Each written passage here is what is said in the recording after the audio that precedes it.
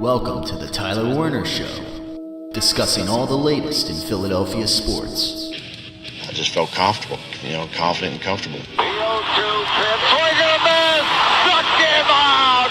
Man, I love y'all. I hope y'all keep trusting the process. But did they score? And now, here's Tyler Werner. Playoffs?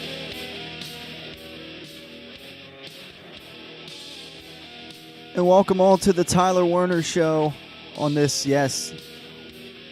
wild card playoffs edition, Playoffs? which will feature the Philadelphia Eagles this year as they sneak into the playoffs with Nick Foles under center.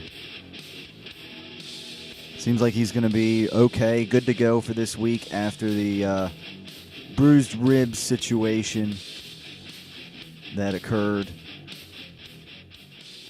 as they took him off the field late in the game against the Redskins, which we all, like I said last week, I mean, it was kind of a rocking chair situation for this Philadelphia Eagles team against the Washington Redskins. I had no fears, unlike earlier in the season where you didn't know what to expect week from week with the Philadelphia Eagles, even against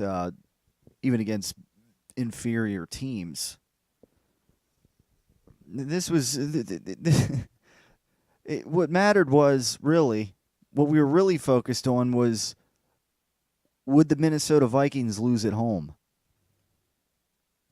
And sure enough, they come out flat against the Chicago Bears, who, I mean, let's face it, the Rams had the 49ers number and were going to lock up the second seed. So really, I mean, as things were proceeding over the course of the evening Sunday, really the Chicago Bears, and they even in the second half, they were pulling some guys, some starters, and that Minnesota team with Kirk Cousins and his $84 million contract, that's what they turn in a must-win situation to get into the playoffs.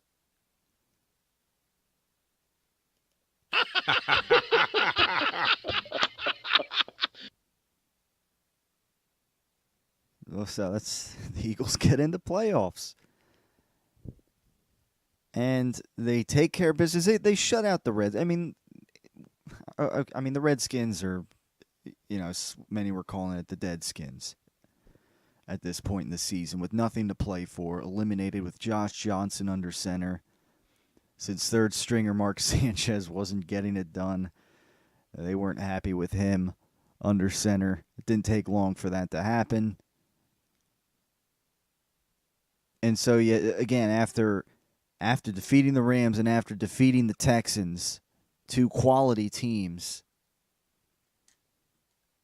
it looked like things were back on track. Like this team with Nick Foles is just playing with some kind of magic spell. It's hard to explain. After that early interception in the game, Nick Foles comes out, almost breaks a record. 25 straight completions. And had he not missed that easy one to Nelson Aguilar, had he maybe thrown it more in stride and not behind him, another moment in the record books for Nick Foles. And as I was talking about last time on the Tyler Werner Show, it's like this miracle is continuing. This magic is continuing. There were some moving parts last week, as discussed. Okay, well, Philadelphia Eagles take care of business, which they did easily. I didn't have any concern about that. I don't think any of us had any concern about that, really. Again, it was whether the Minnesota Vikings were going to fall flat on their face against the Chicago Bears, and sure enough, they did. We had that little scare with Nick Foles. Sudfeld came out, threw his first NFL touchdown in a regular season game. That was all well and dandy. And I wasn't too alarmed by that because I figured, well, maybe this is just kind of being a little, precautionary here with Nick Foles. At this game, they have it pretty well wrapped up. I mean, the Redskins aren't down 17-0 that late in the game. Do you think that the Josh Johnson or whoever else on that Redskins team was going to come out of the woodwork and make it a game suddenly? Was anybody thinking that? Were the Eagles thinking that? No. So take Foles off the field. I wasn't too scared. And then again, MRI the next morning, just bruised ribs. He's okay. Reportedly, he said his Nick Foles in his press conference earlier, getting better and better each day. Heading into this Sunday 4:40 game to wind down Wild Card Weekend.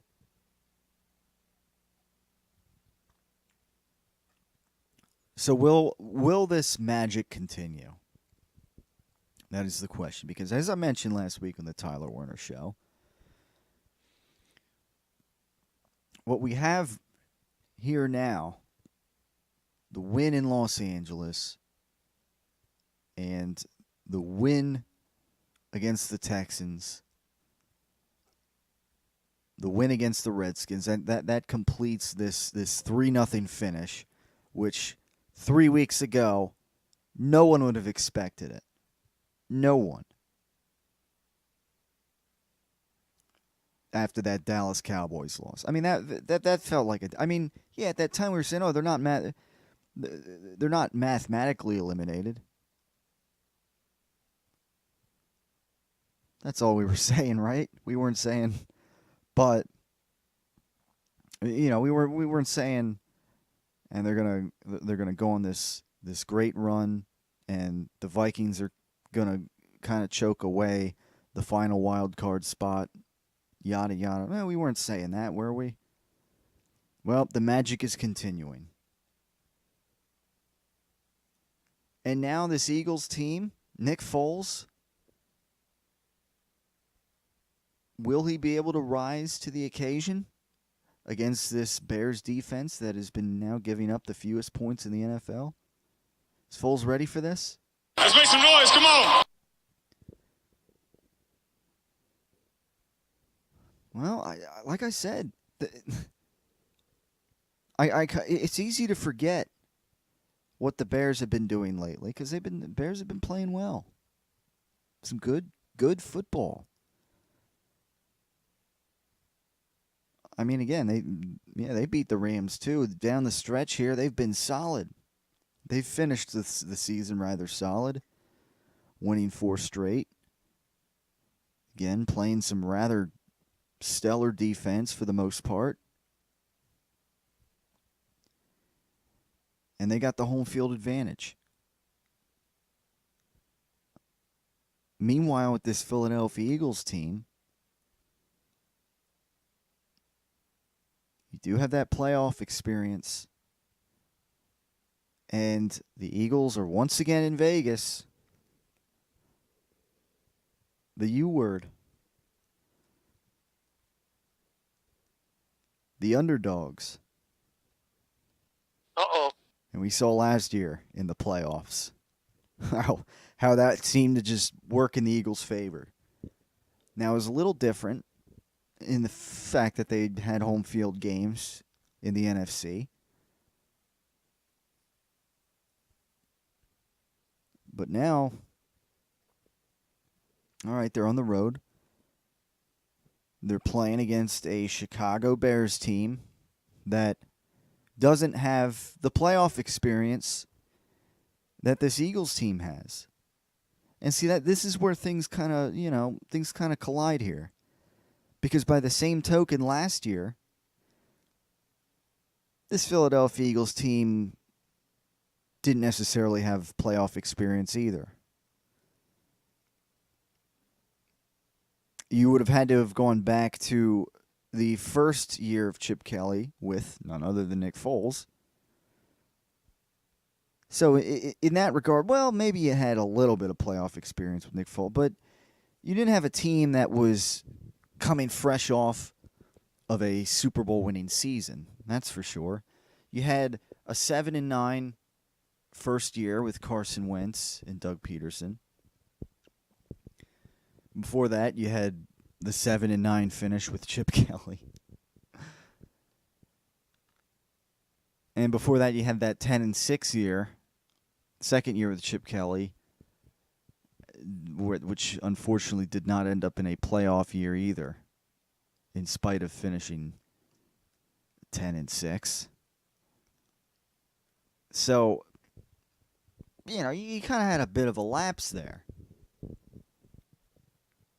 in playoffs. So who's to say the Bears don't who's to say they don't come out of the woodwork and kind of be a team that gets hot, that stays hot, since they've been pretty hot these last several weeks.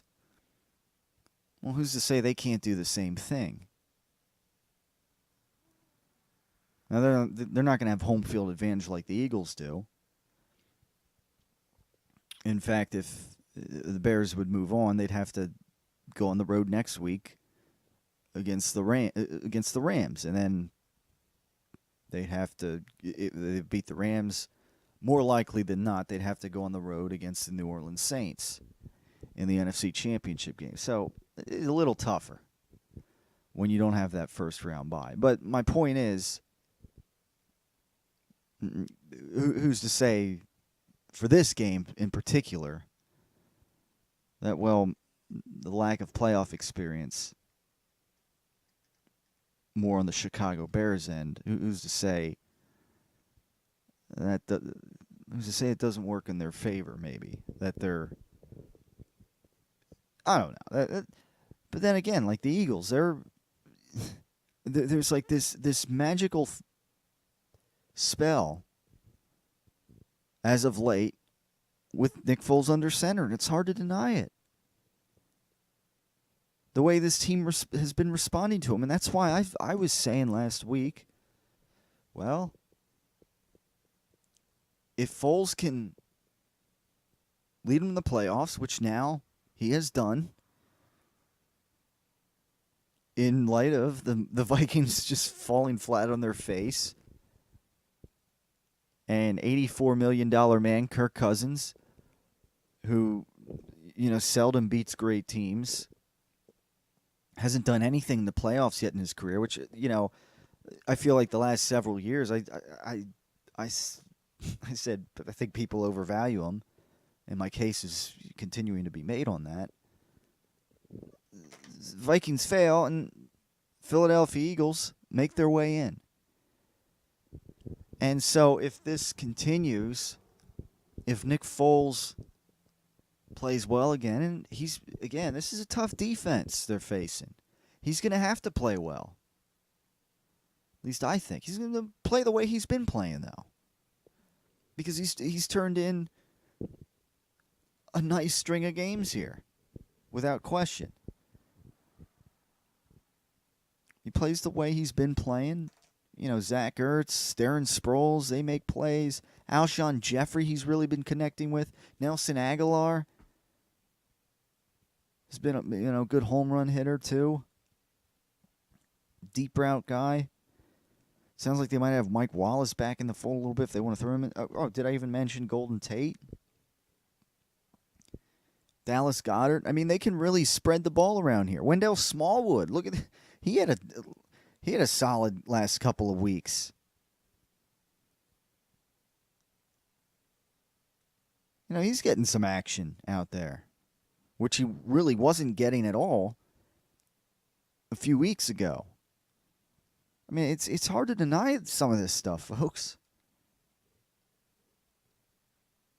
It's hard to deny a lot of what we're seeing, this magic.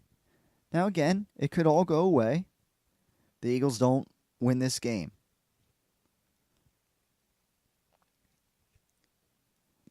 But if they do, like I said, Nick Foles is going to have to play rather well.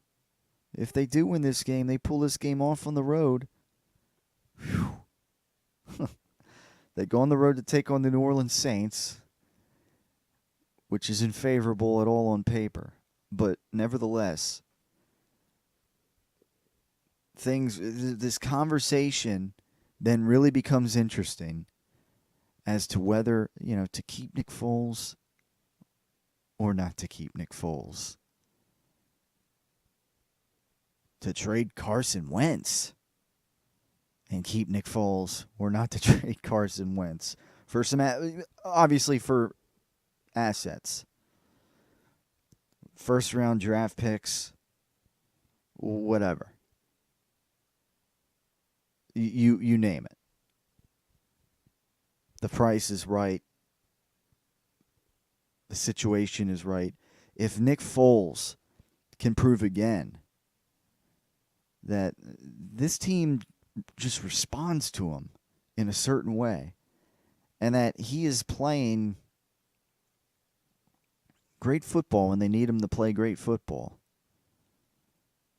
and this guy is playoff proven,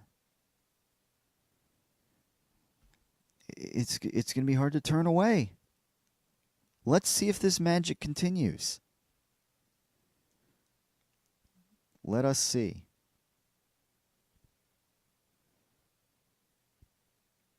Of course, some other interesting wild card games that we have this week. The Indianapolis Colts getting in. Now, how about them? They started 1-5, if I'm not mistaken. And they're a team that, they kind of snuck in. I mean, they had, after that 1-5 start, having to finish 9-1 down the stretch here, and it coming down to a night showdown against the Tennessee Titans. That's, win and get in and face the Texans, your division rivals, on the road. I mean, that's, it's like pre-playoff football right there. So things interesting out of that division that used to really, stink for that matter. One of the better divisions in the league this year. Seahawks on the road against those Dallas Cowboys, and I had to laugh. I had to laugh because I'm watching, before the Eagles game, I'm watching the end of that Cowboys-Giants game, which, of course, meant nothing in regards to the standings, in regards to the Cowboys' position in the playoffs here in the NFC. No, they were locked in to that 4th seed. So, all right, a division game, albeit, again, a meaningless one. And, the Cowboys, you would have thought the Cowboys, just won the NFC Championship game, which they haven't done in how many years. But no, just watching that, against a Giants team that stinks. And, their defense, Cowboys' defense was once upon a time playing pretty well, but they gave up a decent amount of points. Granted, they scored plenty of points, and they go down the field at the end of that game. They go for 2, and they convert, and they win the game by 1 point. And again, it's another one of these situations where watching, like I was waiting for Jerry Jones up there in his box to do cartwheels, and I don't know. That could all go away in the wild card round if the Seahawks go down to Dallas and defeat Dallas. I think that would be funny. But that's just, again, you would have thought watching the end of that game, the Cowboys had just won the NFC Championship, or maybe even the Super Bowl. I don't know. They seem really thrilled that they beat the Giants in what was a meaningless game. And then, of course,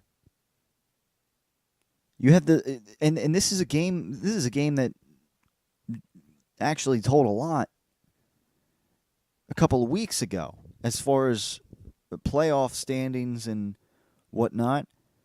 The San Diego Chargers visit the Baltimore Ravens. Now, a couple of weeks ago, the Ravens defeated the Chargers. And again, that said a lot because, where they'd be against the Steelers and the standings after that game. That was a key game for the Ravens to get in. Had the Ravens not won that game, and they finished 9-7, well, the Steelers at 9-6-1 probably would have won that division and got in. And the Chargers won that game, maybe they would have gotten home field advantage. Because the Chiefs held that tiebreaker over the Chargers, and instead it's the Chiefs that have home field advantage in the AFC, and the Chargers on the road to take on the Baltimore Ravens, who have been playing some pretty good football. Won their last 3 games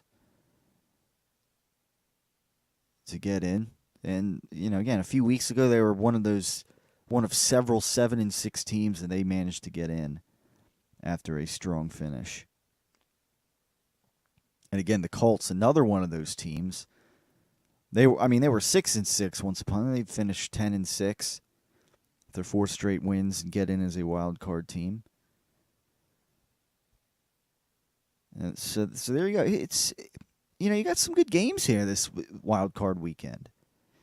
I look at these games and they could all go either way. So it's definitely it's going to be a wild week in wild card weekend in the NFL playoffs. I agree. If you look at it. A lot of games that could go either, all 4, it seems like they could go either way here. Where maybe some years past, maybe you couldn't quite say that as much. I will,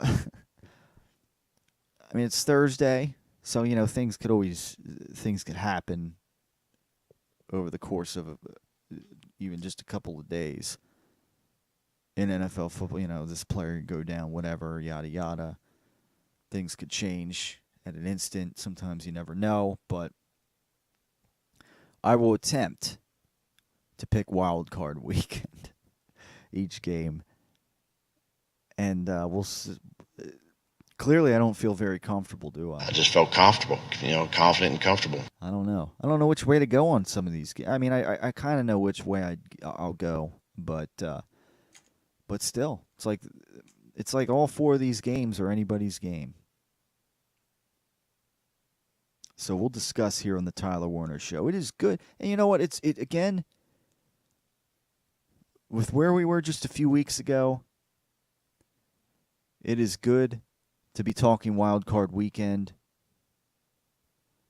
with the Philadelphia Eagles in that picture. I agree. So we will discuss more. Actually, we're going to tune into some Doug Peterson audio. Maybe give us some updates on the statuses of some of the players, how Nick Foles is doing, and how this team is preparing for Wild Card Weekend as the Philadelphia Eagles visit the Chicago Bears. We'll come back at you with more after this right here on this Wild Card Weekend edition of the Tyler Werner Show. The champion of game day catering is the official meatball of the Tyler Werner Show, Brady and Belichick's slow-cooked Italian meatballs. We prepare our balls over time, and that's the essence of the preparation. On top of that, another trademark of Brady and Belichick's slow-cooked Italian meatballs is Brady's signature rubbing process. When I pick balls out, to me, they're perfect. I don't want anyone touching the balls after that. I don't want anyone rubbing them. To me, those balls are perfect. What is a concern is the texture of the balls, and again, that's the point that Tom hit on hard. The champion of all game day catering dishes is Brady and Belichick's slow-cooked Italian meatballs, the official meatball of the Tyler Werner Show. Oh God, ease our suffering in this our moment of great despair. Are you and your family in a time of suffering? Or maybe you're suffering alone?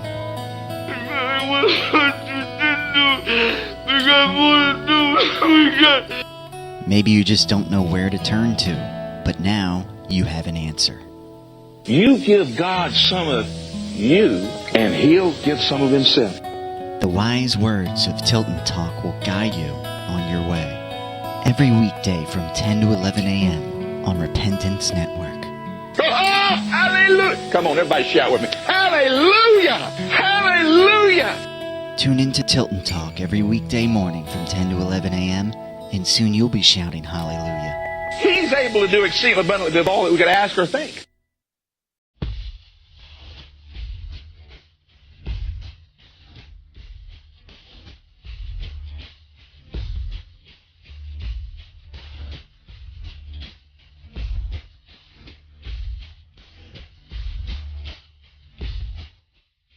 All right, and we're back on this edition of the Tyler Werner Show. Everyone ready for some playoff football with the Philadelphia Eagles? Doug Peterson, Nick Foles. You know, it's another thing, too. Like, you watch this, and just, like, the football the Eagles have been playing lately, and it seems as though, like, Doug Peterson has... I don't know, he's found his way in play calling here. I mean, another balanced game called out of Doug Peterson. I don't know, the defense was taking care of business, but just moving the football and eating up clock. I mean, it was against the Redskins, who were obviously basically more like the Deadskins in this game. You know, you watch all this, and it's, but still, I mean, even the week before, where Nick Foles was throwing for 470 yards or so. And the week before that against the Rams. And you just see, like, you see the ball getting spread around everybody. Meanwhile, you know, Zach Ertz is still making his plays. Darren Sproles, at 35 years old, who might want to come back again next year after, you know, I feel like the last couple of seasons, it's like he's on the fringe of retiring. Well, he came back this year, and now, you know, maybe he's going to come back again next year. the way he's playing, that's I guess the word on the street. He goes Sproles! I mean, you just again, like, you just see, like, Doug Peterson kind of coming into his own again, play calling out there, and these RPOs, these run pass option plays. And will that continue against the Chicago Bears? That is the question. Will this magic continue against the Bears team? Then, you look at them, yeah, they have home field advantage, though they don't have maybe the playoff experience, maybe the playoff pedigree that the Eagles do. I mean, you look at even the year before, that's one of the things, too. Like last year, I remember Wild Card Weekend and thinking,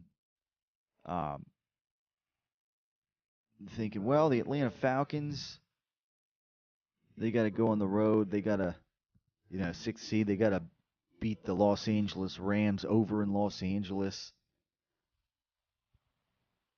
I remember thinking the Rams will win that game. Well, what happened? That Atlanta Falcons team that had more of a playoff pedigree basically went coast to coast, defeated the Rams. Again, a Rams team that wasn't playoff experienced at all, had no playoff pedigree. I mean, the Rams were fairly dreck for some time.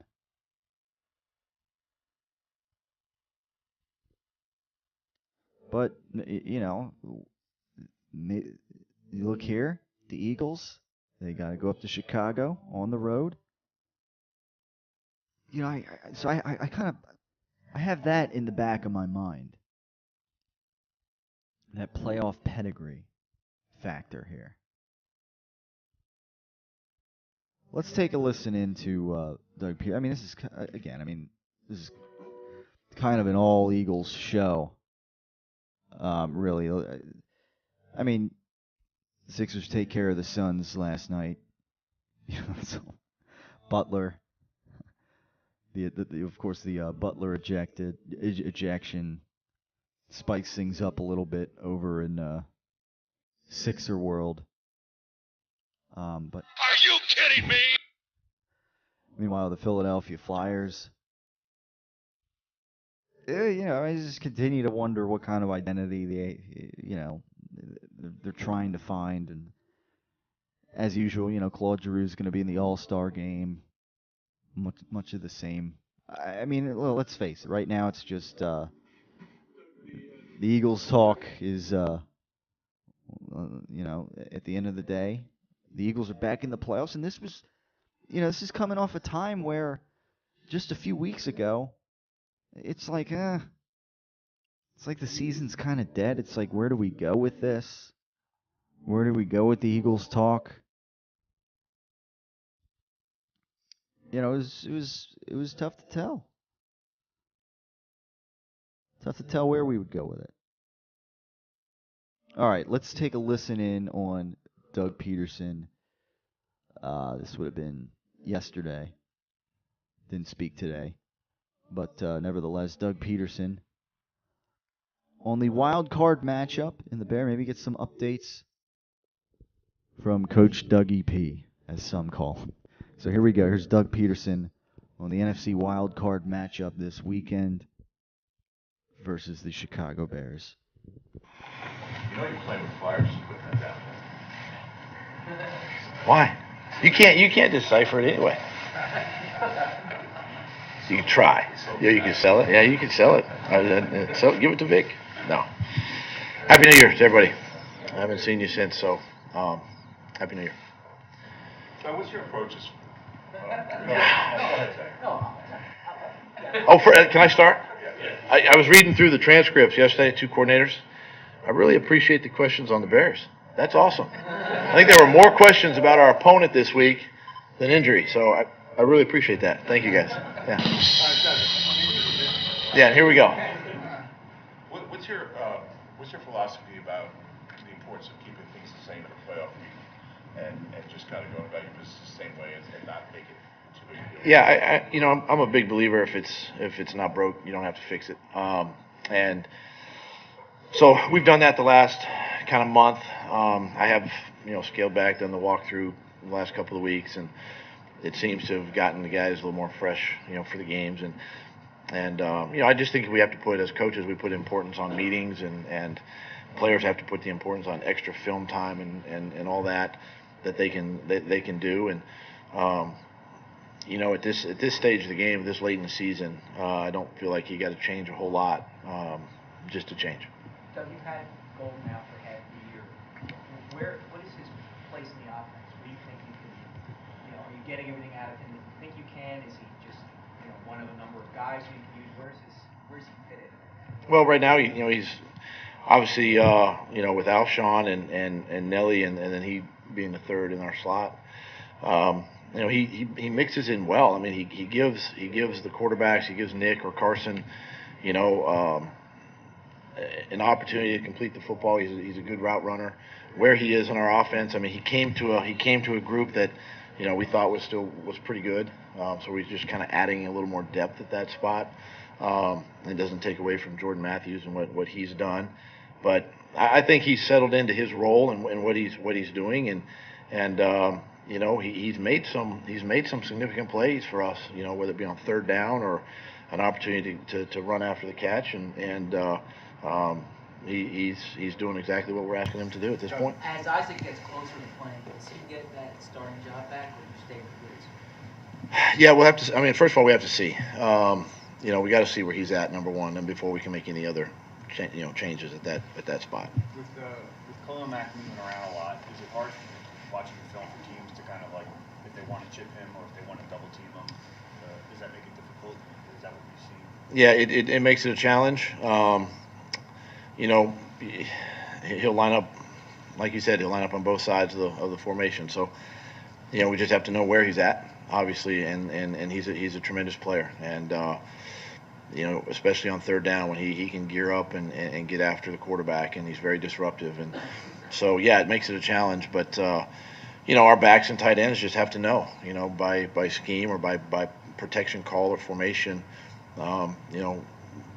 where he is. And quite frankly, the entire front, because it's a good front. It's a much improved front than obviously what we've seen, last year, the year before. So it's a challenge for us. You said before that you guys have your tackles out in the islands probably more than any other team.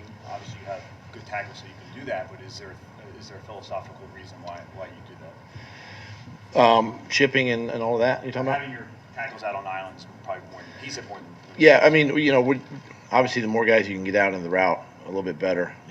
Sometimes the ball out fast can sort of nullify a rush, which you saw in the Rams game, early in the Rams game. And so, there's a fine line. You just got to mix it up. You can't always, and you're not always going to be in a position to chip guys like that. I mean, you're going to have to get guys out in the route, just based on the situation of the game and, the play call. So, again, we don't go out of our way to necessarily design formations or different protections or anything like that, but we just have to be aware of where he is. How much of a believer are you in momentum? I mean, you guys have had to win a lot of high-pressure games down the stretch in order just to get here.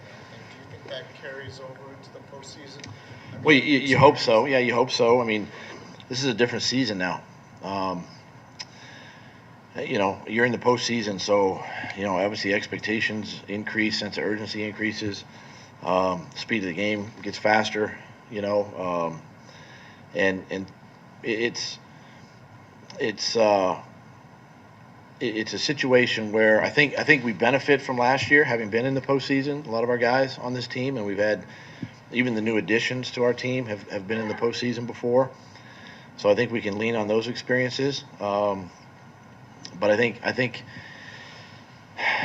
everybody's kind of has that clean slate, and the momentum thing, you try to continue it, you try to keep it going. That's why you don't change a lot of things, and you just try to keep doing what you're doing, and just continue to get better each day. Nick's been getting rid of the football quicker than he has typically in his career, and his completion percentage is way up. Are these things stylistically, when he went back in, that you said, here's how we got to play, or just kind of what do you attribute those things to? Stylistically? Schematically, I don't know, whatever. That's a good word. I would use that. I think it comes just, his understanding of the offense, knowing where everybody's going to be. If it's a ball out fast to the flat, he's going to get it there. If he has to hold it for a second to get it down the field, he's going to know that. I think it's just understanding the offense, the down, the distance, situation in the game, and he's been very accurate with his throws. So, and plus it also just helps the offense stay a little bit ahead of the chains on early downs. It keeps yourself in a third, more manageable situation. Along those lines, last year ahead of the playoffs, and maybe even during the bye week, you guys felt like you needed to maybe tweak the offense more to Nick's strengths. I don't want to say it's easy this time around, but is it easier because you now know you already have that kind of basis from which to work off of? Yeah, I mean, we had the first 2 games of the regular season. We had all the training camp to kind of prepare, Nick and get him ready. It is easier having gone through it a year ago, and especially in the postseason. And then now these last couple of weeks being able to sort of kind of hone in on the plays that he likes and, different things. And it does make it a little bit easier from that standpoint, yes. What makes Nick Foles so good in these high-pressure situations? I mean, he hasn't lost a game the last 2 years, December or later. Everyone knows what he did last year. What has made him so good in these situations? First of all, he gets in there early and he studies and he prepares and he watches the film. And then secondly, he understands the game plan and how we're trying to attack an opponent. He understands protection. He understands where his hot throws are going to be. And I think that's just part of being a professional quarterback. And all our guys, because Carson does that, Nate does that, they're all together doing that. So that to me is a sign of you're going to have a higher completion percentage. You know exactly where everybody's going to be at on certain plays. I think in my case as a play caller, I can dial up the same play again in the game somewhere where there's repetition on stuff, and then it's familiar for all the guys. Again, I think this time of year, you don't have to reinvent the wheel. I think you can stay consistent with what what you think your core plays are offensively, and if you can repeat them, you repeat them, and it allows the quarterback to process all that information, and Nick can do that, and maybe go somewhere else, with the ball on the same play. Well, you've been against a defense that's really good. Again, you had someone that knew you really well, or you knew really well on the other side of the sideline. This is really about as close as it gets, right? I mean, you and Matt really came up together. Yeah, how does that affect the game? Well, I think because we're both on the offensive side, and quite frankly, I think too, their offense is a little bit different than ours, and it's even a little bit different from the Chiefs' offense. I think there's a little bit of the Oregon influence in some of the moving parts and different things that they have there, and the personnel that they have. But I think sometimes you kind of know maybe the psyche of a coach, what he thinks, how I think, having been in meetings together. I think that part can maybe at least shed a little bit of insight maybe on in a situation. Obviously, you can see Matt's creativity, in the offense and some of the things they're doing, in the red zone and stuff like that. But because we're both on the same side of the ball, probably makes it a little bit,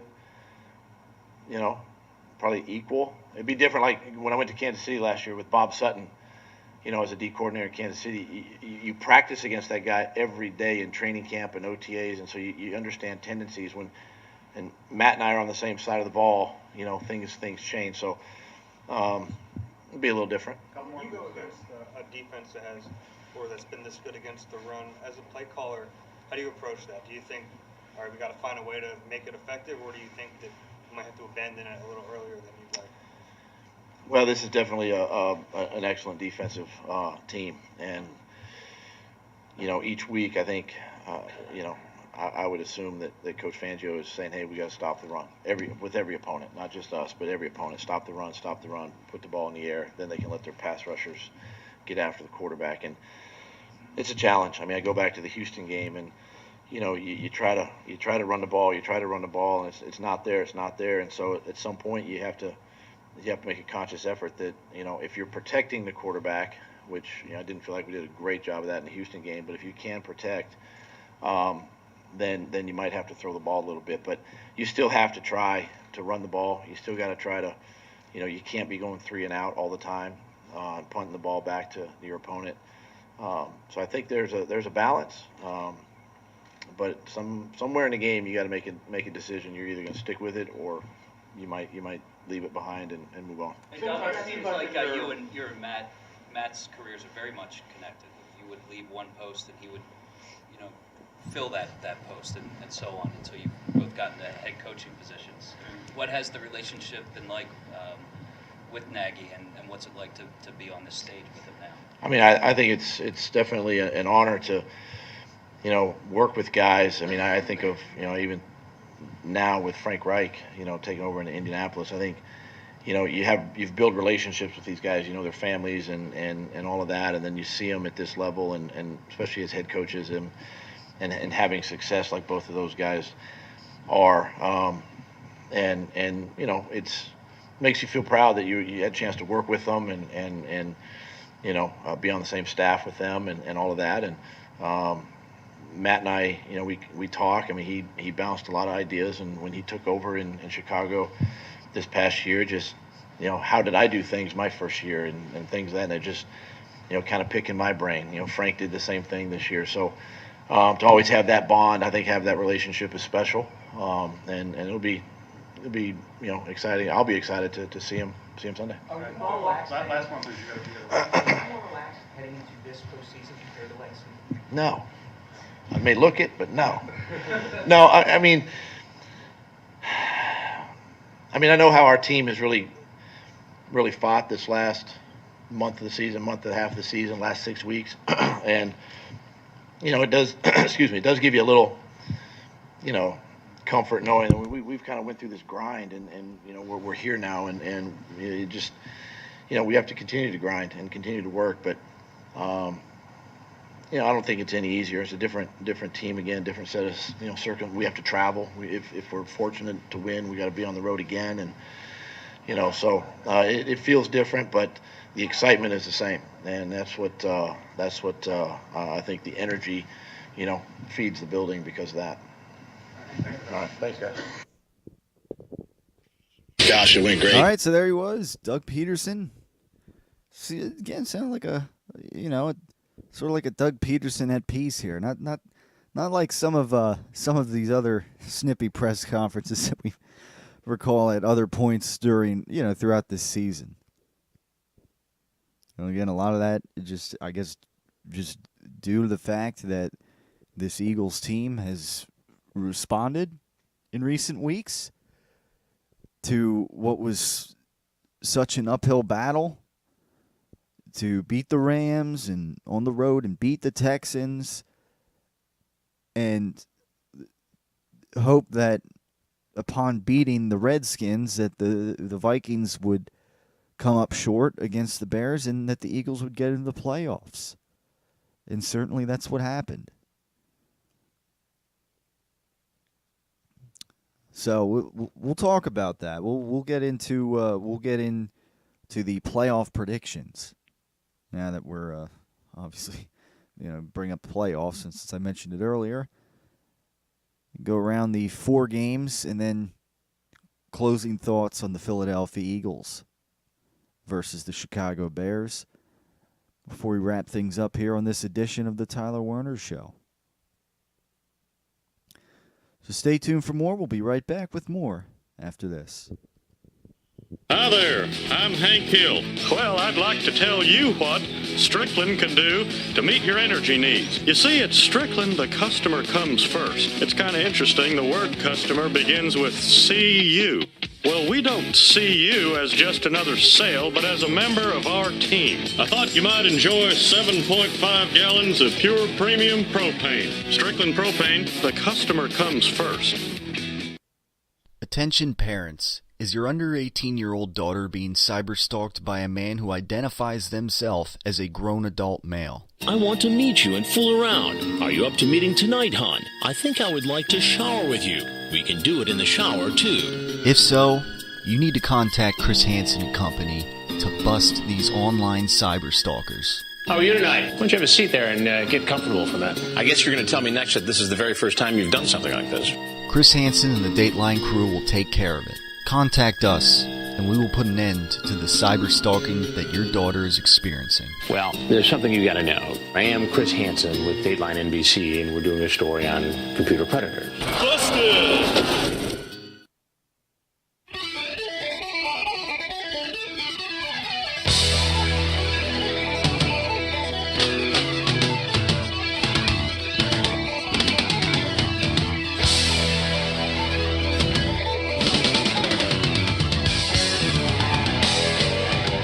Back on the Tyler Werner Show here as we roll through the NFL playoffs. Another. By the way, I didn't even mention. I mean, maybe I did last week on the Tyler Werner Show early, but Happy New Year to everybody out there. I mean, I'm not the biggest New Year's guy, I guess. I mean, I don't know. I guess I just am not. But nevertheless, it's 2019, and so I must take it upon myself to wish everybody a Happy New Year. If I guess I didn't really do that at all on the show. I guess last week, I was kind of saying, well, it's the last edition of the Tyler Werner Show in 2018, and I don't know if I really wished anybody a Happy New Year, but those listening, and well, Happy New Year. Since I guess it was, it's only, about 50 minutes into the show here down the stretch in the final segment. So what's the matter with you? So I guess my bad on the late New Year's. I mean, even Doug Peterson in his press conference said it there. I didn't even realize it until now that I didn't really say Happy New Year. So Happy New Year to all those out there on this January 3rd edition of the Tyler Werner Show here in 2019. Did you mistakenly write on a check or on something still that it was 2018 yet, or in the last couple of days, or I don't know. But nevertheless, we turned the page into 2019, and this Philadelphia Eagles team with a chance to maybe make a little noise in the NFL playoffs this year. Let's make some noise. Come on. That's right. I mean, this isn't a team that's, whimpering in the playoffs. And, this is a team against a Chicago Bears team that didn't whimper in the playoffs here. They've been playing well, and they play a Minnesota Vikings team that really had all the business in the world to, really make an effort to win that game, and they don't muster up anything really substantial on offense against this Chicago Bears defense. That again, they were second half of the game. They're pulling starters, and game really, whether they win or lose at that point doesn't matter, because they were locked into that third seed with the way the Rams were handling the 49ers like we all expected they would. So, I mean, really, it's Vikings blew it. But so the miracle with the Philadelphia Eagles that we're kind of seeing here continues. I mean, I don't know. Maybe you could argue, well, if they don't go anywhere in the playoffs, is it really a miracle? Well, you know what I mean. The magic, I guess, is what I'm... Because, again, a few weeks ago, slim to none chance that this Eagles team would make it into the playoffs. And, I mean, I wasn't confident at all going around the possibilities that, at the beginning of that 3-week period. I mean, heck, I was even worried at that point, hey, what if somehow the Packers pull something off? And, of course, that was quickly snuffed when the Bears basically snuffed that possibility. And the Vikings, they were kind of in the driver's seat at that point. And what can you say? Down the stretch here, the Eagles reigned supreme. So that's really the bottom line, what it all boils down to. And now, who will reign supreme in the wild card weekend? That's what I'm going to go around each game and try to determine here on this edition of the Tyler Werner Show. So, let's see. Let's go. I'm going to go in order here with each game. Of course, and it works out, too, because I was thinking either way I'd want to go over thoughts on the Eagles. Save the thoughts on the Eagles game for last, if you ask me. Let's pot down the music a little bit. All right, so kick things off. The wild card playoffs on Saturday, 4:35 start time. The Indianapolis Colts visiting the Houston Texans. Now, these two teams, again, Texans get in. Colts, Texans were in either way. Maybe the Texans hoping that maybe the Patriots somehow lose against the New York Jets. But sure enough, that didn't happen. Meanwhile, the Texans coming off an easy win over the Jaguars in the last week of the season. Now, a few weeks ago, these two teams played in Houston. Colts a big win in that game, ending what was I believe, 9-game winning streak for the Houston Texans with a 24-21 win. It was the Indianapolis Colts. Earlier in the season, September 30th, the Houston Texans visited the Colts and won in overtime, 37-34, and that was the first win for the Houston Texans. So ironically, the beginning of the Texans' winning streak was the win over the Colts, and the end of that winning streak was at the hands of the Indianapolis Colts. Now I'm going to go out on a limb here. Colts have been playing rather well, however. They might be due for a loss. Can they go into Houston again and pull out another win? Again, I could go either way on this game, as I mentioned earlier. But I'm feeling the Texans. Again, they lost against the Eagles the other week ago, of course. But I think the Texans here may be looking for a little bit of revenge. And again, are the Colts going to go in there again and beat the Houston Texans in their own building like they did just not even a month ago, I guess. I'm going to ride with the Texans, but I'm not, again, it could go either way, and I wouldn't be surprised if the Colts pull out another one, given the Colts have been playing rather well down the stretch here. After that, on Saturday night, the Seattle Seahawks visit the Dallas Cowboys. I think the Seahawks, again, a bit of a bounce back here. A little bit. I mean, 9-7 wild card team. Not like some of the Seattle teams we've seen in other years where they win 12 or 13 games. No, it's not like that. But nevertheless, Russell Wilson, Seahawks team that gets in, and you never know how dangerous Russell Wilson could be in the playoffs. This Cowboys team, it seemed like they were popping out the champagne early against the New York Giants of all teams.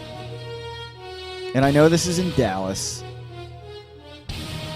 but I have a feeling that the Seahawks are going to be a wild card team that goes on the road to Dallas and hands Dallas a loss. That's what I think. And that's what I'm going with. Seattle Seahawks. This was a while ago, of course. Early in the season, Seahawks did defeat the Cowboys 24-13 in Seattle. That was a long time ago, though. I'm not going to think of the revenge factor too much in regards to that. Again, especially when this Cowboys team, they just...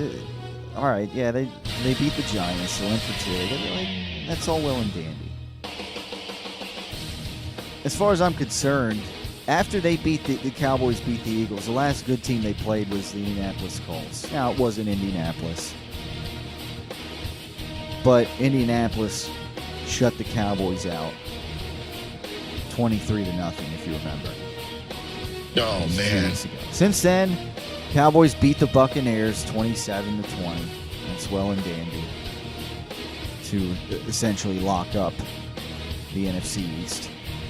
And they just narrowly beat the Giants in a game that really didn't mean anything, but it seemed to mean a lot to the Cowboys.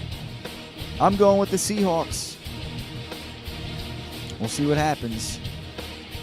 Again, I wouldn't be surprised if the Cowboys win this one. Wouldn't be, totally stunned, because then they'd have to go on the road and either beat the Rams or the Saints. I don't see them beating the Saints a second time. And I don't see them going on the road and beating the Rams. I agree. So anyhow, that brings us then to Sunday. 1 o'clock game. The San Diego Chargers visiting the Baltimore Ravens. And again, as I was talking about earlier, the Baltimore Ravens kind of essentially spoiling the Chargers' chance the other week of the Chargers being able to lock up home field advantage. I mean, yeah, if the Chiefs had blown the lead, then the Chargers would, but that didn't happen. The Chiefs took care of business, and they got home field advantage. So because this Chargers team lost to the Ravens, they let the Ravens go in there and beat them in their own building. Prevent them from get home field advantage. Well, now the Chargers are going on the road to take on the Baltimore Ravens. And I'm not going to look too much in home field. I'm riding on revenge. And I'm going with the San Diego Chargers to take care of business, dish out a little bit of revenge, and defeat the Baltimore Ravens. And I mean, mind you, the Chargers at that point, they might have been due for a loss. It was against a good team. That was coming off a week where the Chargers won a big game over the Kansas City Chiefs by 1 point. So maybe there's a bit of a come-down effect to that. The Chargers, they were beating teams left and right for a few weeks prior to that. So I'm taking the Chargers. Although the Ravens, again, I would not be surprised, especially if it is in Baltimore, if the Ravens are able to take care of business against the Chargers again. That would say a lot about the Baltimore Ravens being hot. And so that closes things down for the other teams. And it sets up on the Sunday evening game to wrap up Wild Card Weekend with the Philadelphia Eagles visiting the Chicago Bears. Will the magic continue? I'm going to go out on a limb. Now, I've picked the Seahawks to go on the road and take care of the Dallas Cowboys. I've picked the other wild card team. Well, one of the other wild card teams. I said San Diego. The Los Angeles Chargers to go on the road and defeat the Baltimore Ravens. Ladies and gentlemen, I'm going to go out on a limb, and I'm going to go with a third wild card pick here and take the Philadelphia Eagles to defeat the Chicago Bears. Oh, I'm riding this magic wave. I'm riding this magic wave of the Philadelphia Eagles. I'm riding on this playoff experience. Doug was even saying in the press conference, yeah, it feels good, to kind of have playoff experience on, and even players that weren't on the team last year, that now are on the team out there suiting up, have playoff experience. And so, Doug feels it too. I don't know why he wouldn't. If he's the coach of the team, you play to win the game. You think like you're going to win.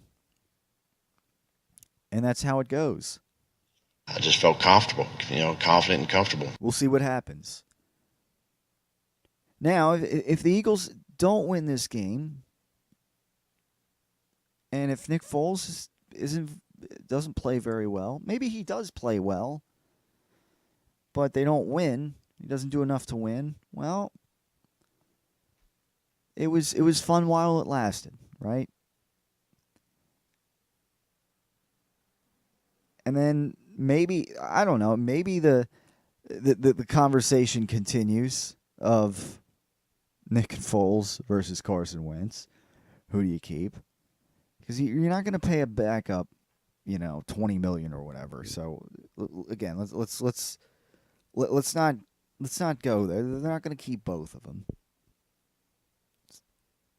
So let's see how it plays out against the Chicago Bears, and we'll assess. The Eagles win.